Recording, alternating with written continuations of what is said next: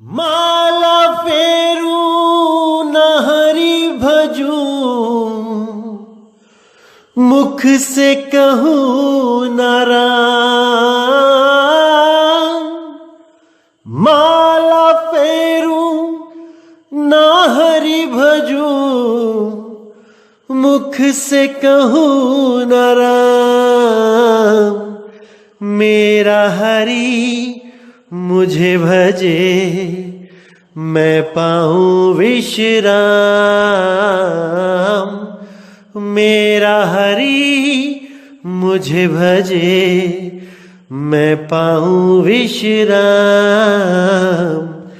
मोको कहाँ ढूंढे रे बंदे, मैं तो तेरे पास में। मोको कहाँ ढूंढे रे बंदे, मैं तो तेरे पास में। खोजी होए तुरंत मिल जाऊं, एक पल की तलाश में। खोजी हो तुरंत मिल जाऊं, एक पल की तलाश में। मोको कहाँ ढूंढे रे बंदे, मैं तो तेरे पास में। मोको कहाँ ढूंढे रे बंदे, मैं तो तेरे पास में। नमस्कार मेरे प्यारे भाइयों, मेरे परमात्मा के प्यारे जीव हंसों। मैं बंदी छोड़ से यही अरदास करूंगा कि आप सब मेरे भाइयों का विवेक पहले से ज्यादा और ज्यादा से ज्यादा बढ़ता ही जाए, और ऐसी कोई दुविधा ना रहे जो आपके दिलों में 1% भी घर कर पाए। हर चीज क्रिस्टल क्लियर होती चली जाए। संत महात्माओं ने जो हमारे लिए वाणी लिखी है, उनके सार को समझना है। ये देश हित ही नहीं, ये विश्व हित की बात है। पूरे विश्व का कल्याण होगा इन वाणियों के द्वारा, इन संतों के संदेशों के द्वारा। क्योंकि संतों ने कभी भी अपनी वाणी किसी खास जाति, धर्म या देश के लिए नहीं बोली। उनका ज्ञान पूरे विश्व के लिए सर्व साझा रहा है। ऐसा कोई धर्म नहीं है जो संतों की वाणियों से लाभ नहीं उठा सकता। ऐसी कोई जात पात नहीं है जो संतों के वाणियों से मुक्ति को प्राप्त नहीं कर सकती। क्योंकि संत हर प्रकार के कर्म कांड से हटा के केवल निज नाम से जोड़ते हैं। केवल अकह नाम, अडोल नाम, अवोल नाम से जोड़ते हैं। वो कभी इन भाषाओं के चक्कर में नहीं पड़ते, वो कभी इन जात पात के चक्कर में नहीं पड़ते, वो कभी इन धर्म और देशों के चक्कर में नहीं पड़ते। बाबा नानक श्रीलंका से लेकर अरब देश तक एक सतनाम का ही प्रचार करते गए। उन्होंने कभी नहीं देखा कि कौन सा देश रास्ते में आ गया, कौन सी जात, कौन सा धर्म का इंसान मुझे मिल रहा है। ये ज्ञान सर्वधर्म साझा ज्ञान है। ये पूरी कायनात के लिए अमृत का सरोवर है, जिसमें कौवा नहा के हंस बन के निकलता है। इसी को मानसरोवर बोला गया है। तो मेरे भाई, पूरा विवेक लगाना है, पूरा विचार करना है कि संतों ने हमें कौन सा रास्ता दिखाना चाहा और अज्ञानतावश हम किस रास्ते पे चल पड़े।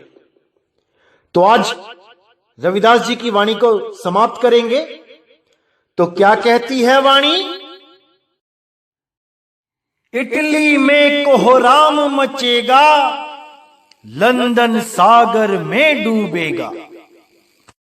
युद्ध तीसरा प्रलयंकारी, जो होगा भारी संहारी।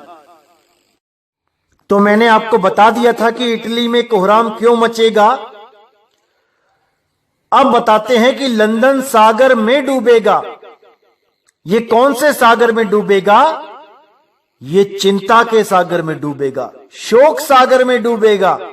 पर क्यों डूबेगा? क्योंकि आपको पता है कि इंग्लैंड के प्रधानमंत्री और वहां के जो राजा हैं, राजकुमार, उन दोनों को कोरोना वायरस का टेस्ट पॉजिटिव आ गया है। दोनों ही कोरोना वायरस से पीड़ित हो चुके हैं। जब वहां के राजा, वहां के प्रधानमंत्री ही इस रोग से ग्रसित हो गए हैं, तो आम जनता कैसे सेफ रहेगी? इसलिए पूरे देश में शोक की लहर चल रही है।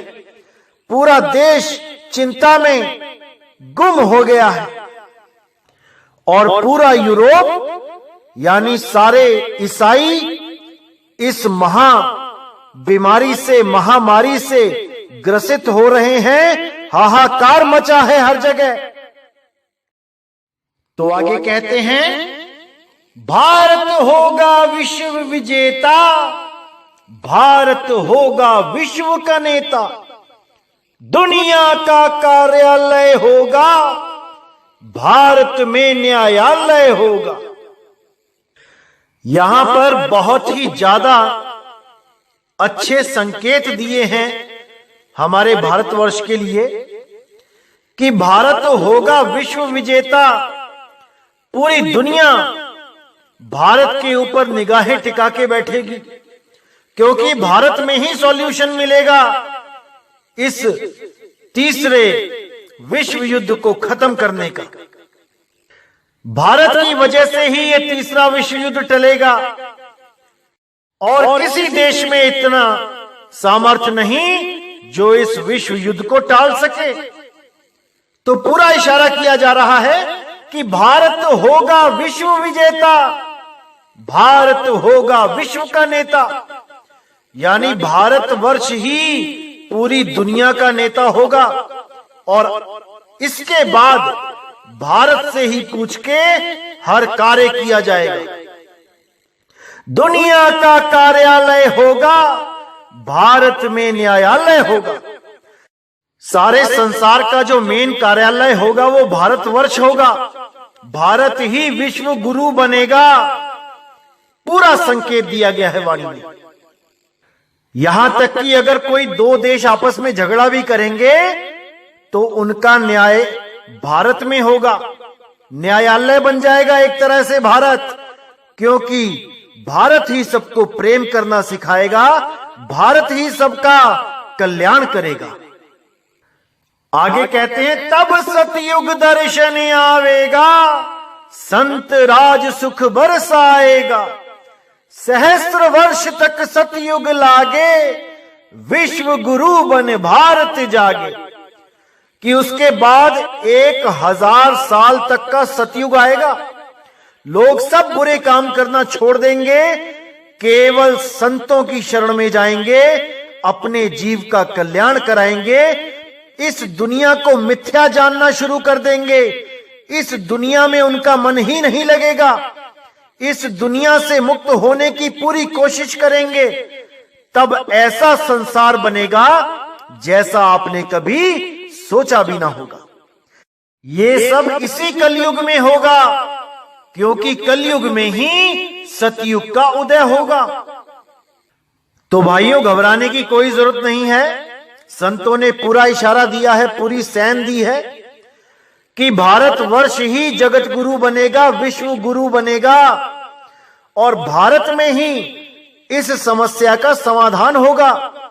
ये जो तीसरा विश्व युद्ध जो बायोलॉजिकल वेपन के द्वारा लड़ा जा रहा है, पूरा विश्व इससे ग्रसित होगा और इसका हल भारत में ही निकलेगा। इसी के बारे में नास्टेडमस ने भी अपनी भविष्यवाणी में इशारा किया है। क्या बोलते हैं? The man with the curly black beard will subdue the cruel and proud nation through skill. The great Sharon will take from afar all those captured by the Turkish banner. इस भविष्यवाणी में बिल्कुल साफ लिखा है कि भारत में ही एक ऐसा इंसान होगा जो कर्ली ब्लैक बियर्ड यानी घुंघराली काली दाढ़ी वाला, will subdue the cruel and proud nation, जो निर्दयी और अभिमानी देश को विल सबड्यू यानी वश में करेगा, थ्रू स्किल्स यानी अपने कौशल के दम पे, ना कि अपनी ताकत के दम पे। और यहां पे जो टर्किश बैनर के बारे में जिक्र किया गया है, यह भी एक सुपर कोड है। नास्ट्रेदामस जी अपनी भविष्यवाणी कोड में लिखते थे। वो सीधे कभी नहीं बोलते थे क्या होने वाला है, वो बात को पहेलियों की तरह सामने रखते थे ताकि इन बातों को वो ही खोल सके जिसके लिए ये बोली जा रही हैं। बाकी सब केवल अक्षर पढ़ सकते हैं, लेकिन उन अक्षरों की गहराई में नहीं जा सकते। इसीलिए हर संत महात्मा ने भविष्यवाणियों को घुमा फिरा के बोला, ना कि सीधे गुप्त राज खोले।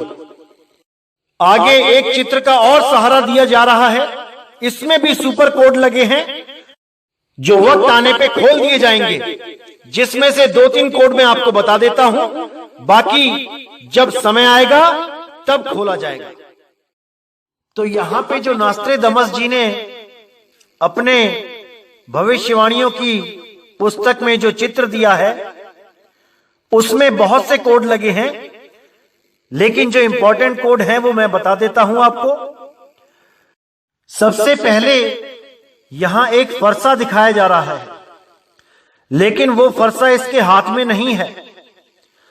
फरसे से संबोधित किया गया है कि ये वही अद्भुत सेनानी है जिसके बारे में रविदास जी महाराज ने बोला था कि ज्ञानी और विज्ञानी होगा वो अद्भुत सेनानी होगा, यानी वो क्षत्रिय होगा, लेकिन उसके हाथ में फरसा नहीं होगा, यानी कि वो क्षत्रिय होता हुआ भी हथियारों से परहेज करेगा।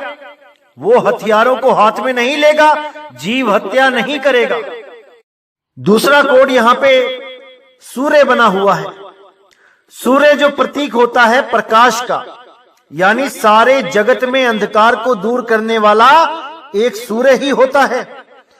क्योंकि वो ज्ञानी और विज्ञानी दोनों होगा, इसलिए वो ज्ञान के द्वारा सारे संसार में प्रकाश कर देगा, जिसके लिए कबीर साहब ने भी बताया था कि 12वें पंथ प्रकट होए उजियारा, 13वें पंथ मिटे सकल अंधियारा।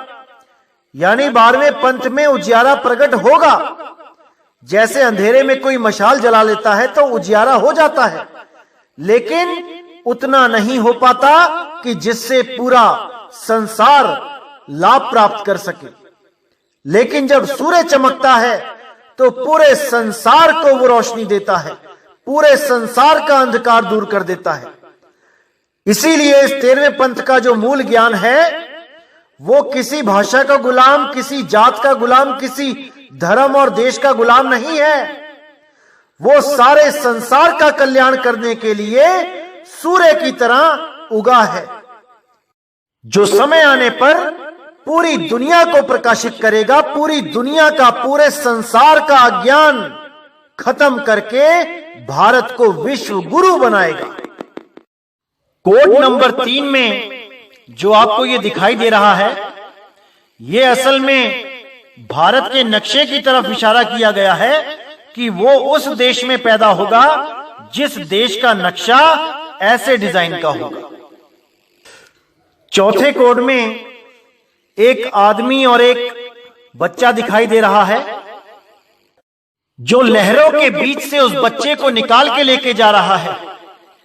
यानी कि वो शब्द की शक्ति से बहुत से पुत्र बनाएगा और भवसागर की भयंकर लहरों से निकाल के उनको मुक्ति की तरफ लेके जाएगा। अब 5वां कोड और 6ठा कोड बहुत गुप्त है, इसको मैं अभी नहीं खोलूंगा। जो 7वां कोड है, जो आप मुर्गा देख रहे हो, ये मुर्गा कोड है बांगे इलाही का।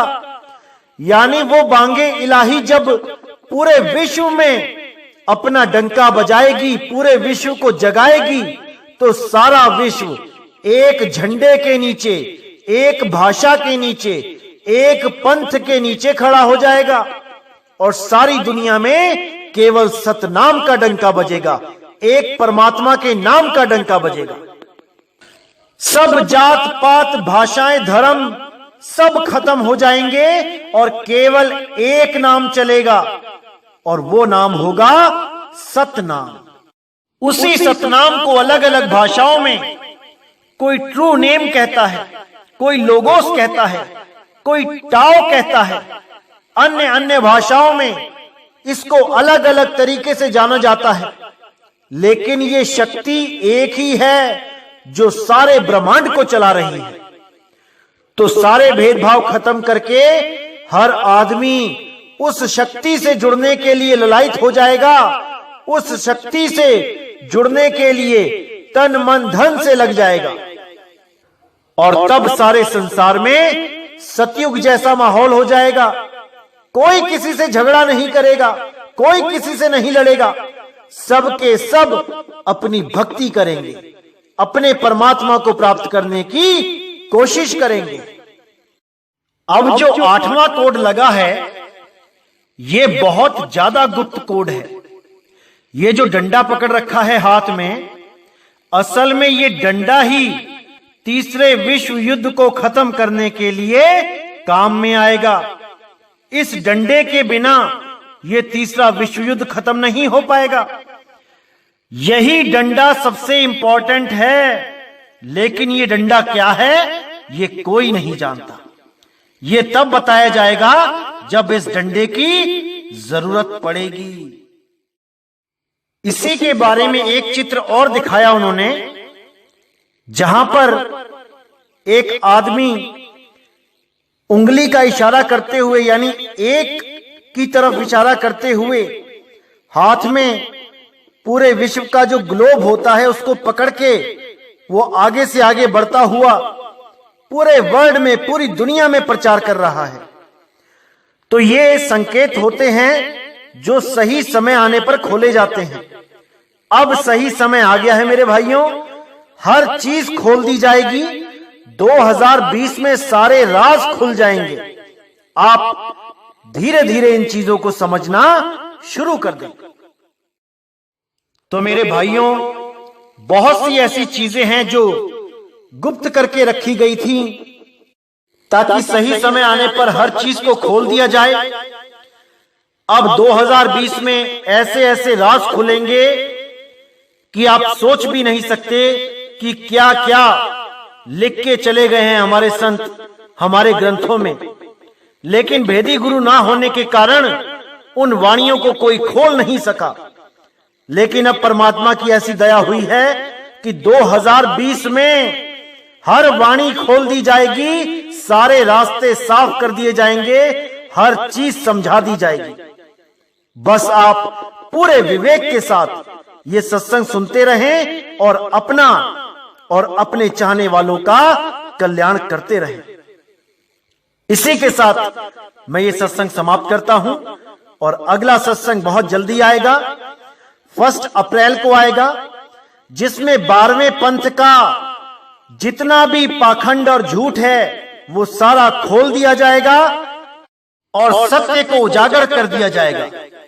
अब ये आपके हाथ में फैसला होगा मेरे भाइयों कि आपने उस सच्चाई को देखने के बाद सत्य का साथ देना है कि झूठ के साथ लगे रहना है। अब ये आपने देखना होगा। तो मेरे भाइयों, इंतजार करिए 1 अप्रैल का। ये 1 अप्रैल का दिन क्यों चुना गया?